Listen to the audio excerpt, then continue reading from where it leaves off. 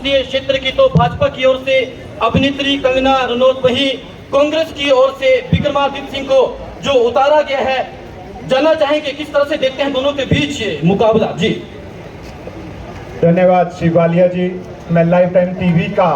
जोगिंदरनगर की जनता के लिए, जो उनके सवालों के लिए जो आपने ये प्रोग्राम रखा है, उसके लिए आपका हृदय से आभार। मैं भारतीय जनता पार्टी के जो यहाँ पे प्रवक्ता साथी आए हैं उनका भी स्वागत करता हूँ। कांग्रेस पार्टी की मेरी टीम,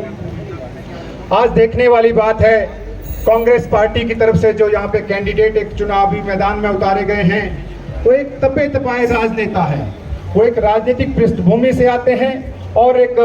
उनकी जो मास्टर्स डिग्री शिक्षित जो एक नौजवान है, और जो राजनीति के क्षेत्र में, चाहे शिमला ग्रामीण से अगर चुनाव की बात करें, पहला चुनाव उन्होंने लड़ा, 5000 वोट की बढ़त के साथ वो जीते, और जो 5 सालों में उन्होंने काम किए उसके आधार पे दूसरी बार वहाँ शिमला ग्रामीण की जनता ने उनको 15000 वोट की बढ़त के साथ जिताने का कार्य किया। अभी आपने पीछे त्रासदी में भी देखा,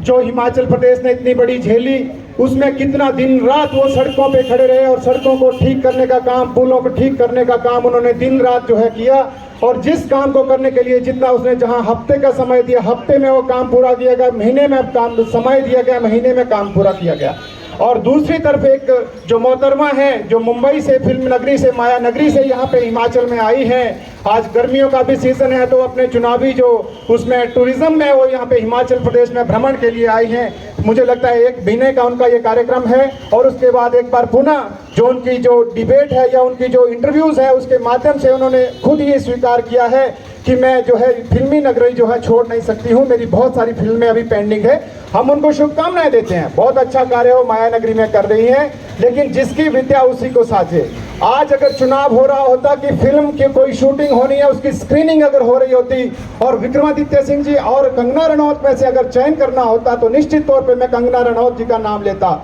लेकिन ये राजनीति का क्षेत्र है, ये कोई फिल्मी नगरी नहीं है, यहाँ कोई ख्यालों ख्वाबों की दुनिया नहीं है। यहाँ पे इस देश की संसद में को चलाने के लिए, इस देश के नीति निर्धारक करने के लिए जो है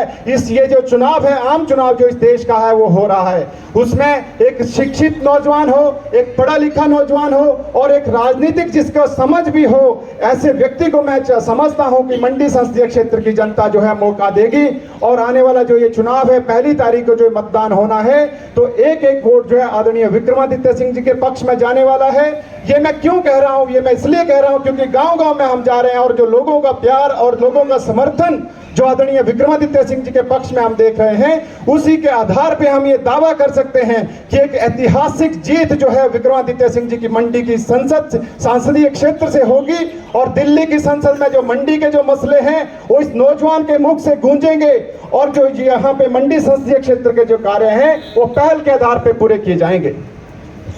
तो इसी सवाल के